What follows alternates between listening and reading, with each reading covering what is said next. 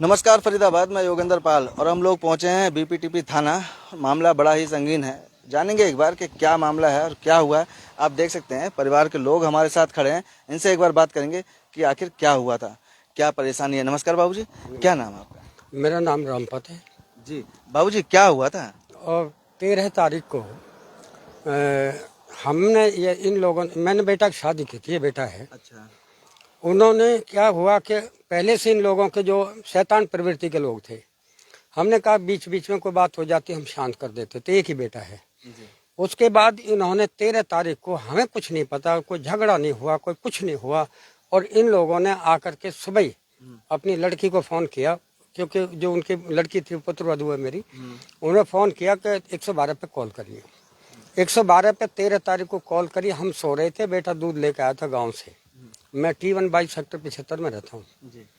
वहाँ से वो जो है दूध लेकर के ये आया, तो 5:20 पे जब वो गेट को बंद कर रहा था तो पुलिस आ गई। कोई कॉल हुई थी तो पुलिस तो आनी थी। इसका कहा रामपत का घर यही है, हाँ जी यही। उसके बाद में उन्होंने गेट खुलवाया, अंदर आए कि कहाँ रामपत जी सो रहा है। तो नीचे स्टिल पार्किंग है, 2 कमरे में, उसमें सो रहा था, ऊपर फ्लोर पे बच्चे रहते हैं। मैं पुलिस वालों ने जगह, क्या बात है भाई कि तुमने भावना के साथ मारपीट की? हमें तो घर में पता ही तक नहीं है, आप लोगों से पता लग रहा है, यहाँ तो कुछ हुआ ही नहीं। इतने में उनके फादर वगैरह आ जाते हैं। वो फादर वगैरह आ जाते हैं और आकर के उन्होंने हमारे साथ मारपीट की। पर यह है कि जैसे वो मारपीट शुरू करी उन्होंने, तो पुलिस वाले थे वो बीच बचाव कर दिया। उसके बाद वो लड़की को ले गए। कोई बात नहीं, हमने कहा कोई ऐसी बात नहीं है।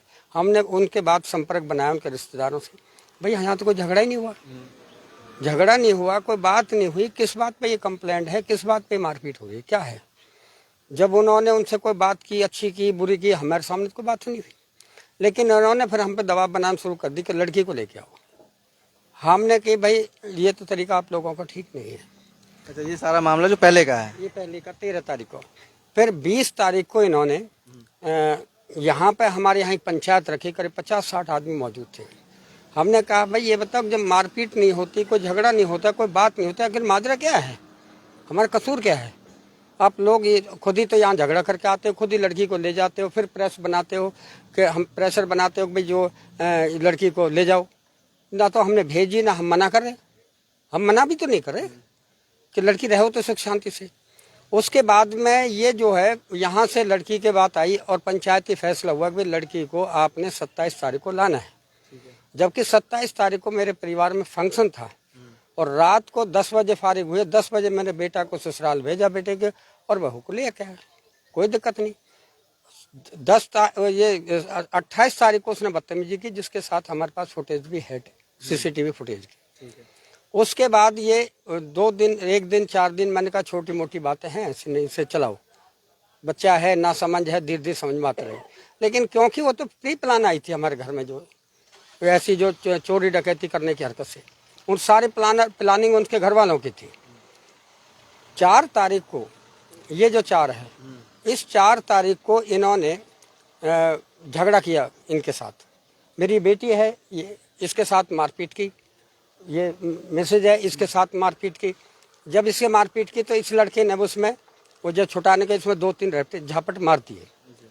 अच्छा, इन्होंने क्या है कि जैसे ही शोर हुआ मैं ऊपर गया, मैंने कहा ये प्रेग्नेंट है लड़की, इसको मत छेड़ो, जैसा भी कोई बात है, कोई दिक्कत आ जाएगी, आप नीचे चलो। जैसे नीचे उतरे हैं, वो फुटेज भी हमारे पास में, उसने तुरंत भीतर से लॉक कर दिया, 3 लॉक अंदर से कर दिए। उसके बाद हमें लगा, हमें ये नहीं थी कि हमारे घर में चोरी होगी, कोई क्या होगा, कुछ नहीं अंदाजा, हमें ये था कहीं कोई सुसाइड वगैरह ना कर ले। हमने 112 पे कॉल की। 9:30 बजे का ये हादसा है। 10 बजे पुलिस आई है।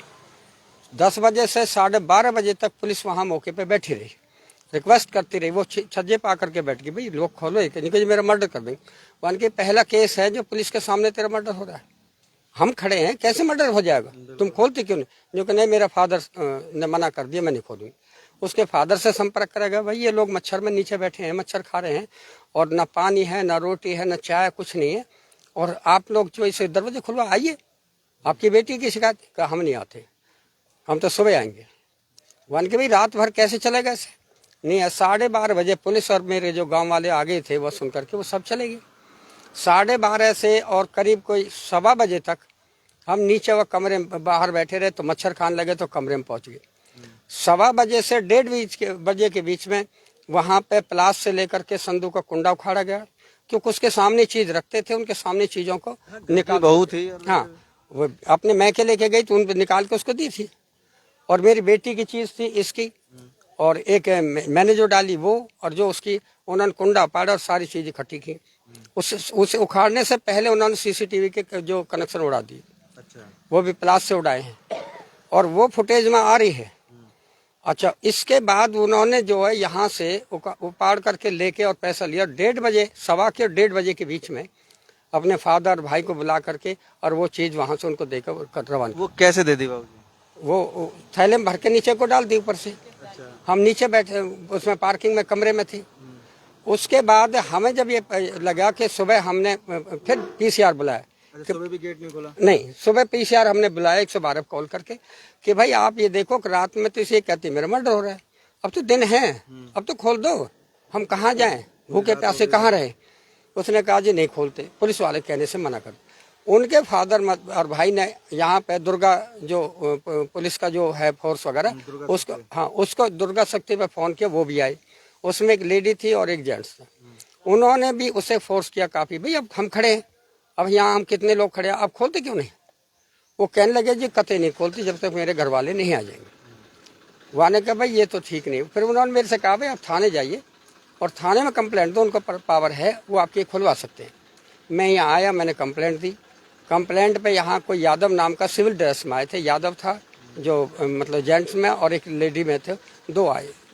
उन्होंने उसको जबरदस्ती धमकाया और प्यार से समझाया, पहले तो नहीं मान, धमकाया, फिर वो दरवाजा खुला। दरवाजा खुला तो इधर उससे बात हो करके बात हुई, क्या बात है, क्या कलेश है तुम्हारा, क्यों नहीं खोल रहे, रात भर क्यों परेशान रहे। वो कहने लगे जी मेरे साथ मारपीट की। इसने कहा जी आप देख लो, मारपीट ये पहले कर रही है और उसके बाद जब ये इसको गिरा दिया, इसके घुटने भी खराब हैं, एजेड है, और इसके बाद इसको मारा है, तो इसने उसमें जो करी अब ये देखो पहले करो। और जब ये मार रहा है तो इसको पकड़ रही है, एक इसकी बहन और थी इस लड़की की, वो इसे पकड़ रही है कि प्रेग्नेंट है, कोई दिक्कत आ जाएगी, आप इसको मारो नहीं। बजाय उसे मारने के उससे छुड़ा रहे थे, बचाव कर रहे थे, हाथ इसके पकड़े हुए थे। अगर वो बहू के हाथ पकड़े तब तो मान लेता है को पिटवा रहे हैं, जब इसके हाथ ने पकड़ रहे हैं तो उसे पिटवा नहीं रहे, उसे बचा रहे हैं।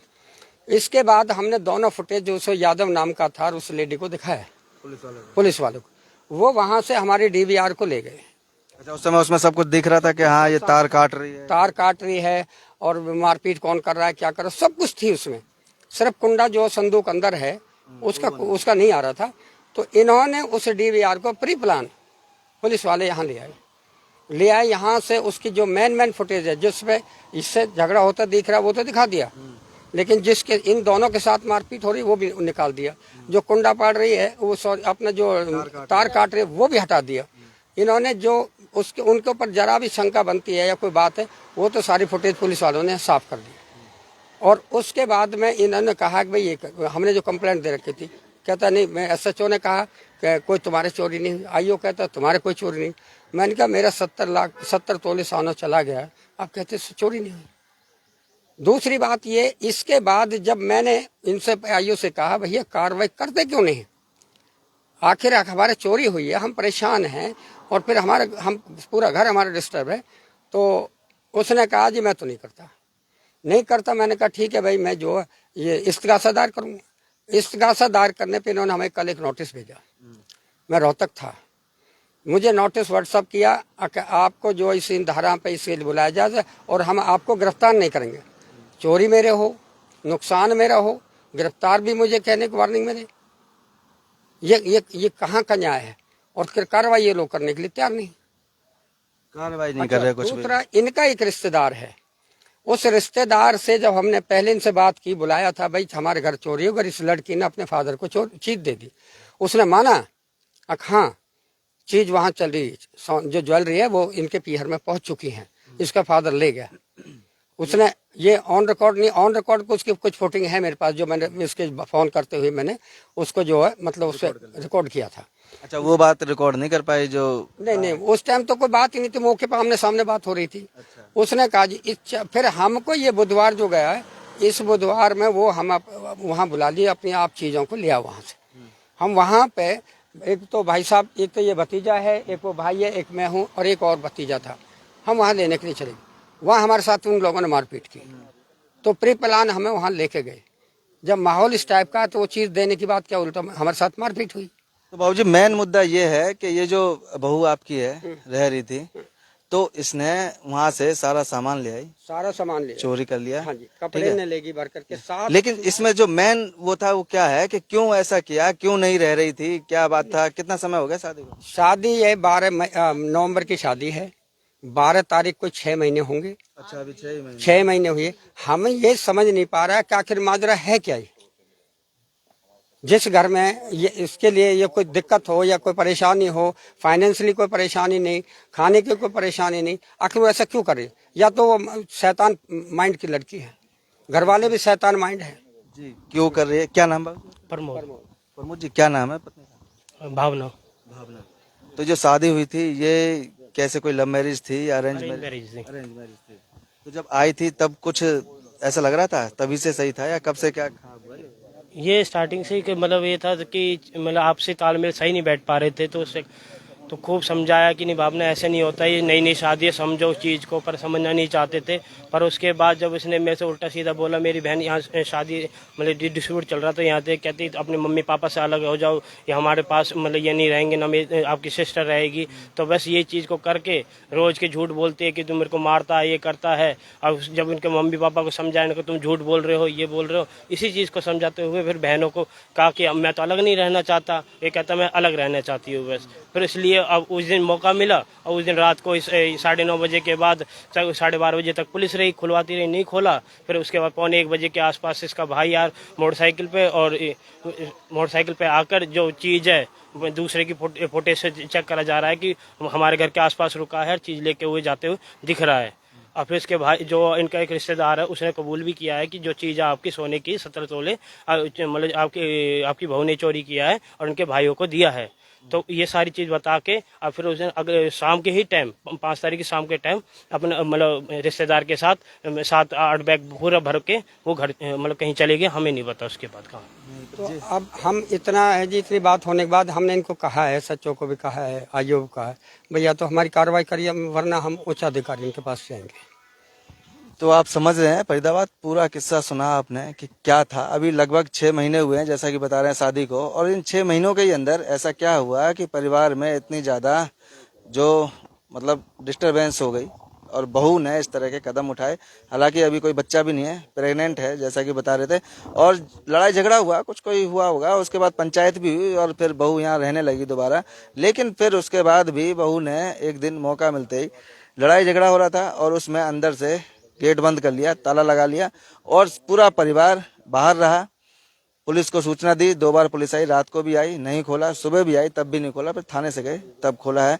और उसके बाद पता लगा कि यहाँ से जितना भी सोना था वो सारा कुछ, ज्वेलरी जो भी थी वो सब कुछ लेकर यहाँ से फरार हो गई। मतलब किसी को बुलाकर, भाई को या किसी को भी उसने दे दिया। और जैसा कि बता रहे हैं कि उन्होंने बात भी की है और उन्होंने कहा भी है कि हाँ है और अपना ले जाओ। उसके बाद जब वहाँ गए हैं तो उनके साथ भी मारपीट हुई है। पर सबसे बड़ी बात यह है इस सब में, जो पुलिस का जो रवैया है वो थोड़ा सा संतोषजनक नहीं है।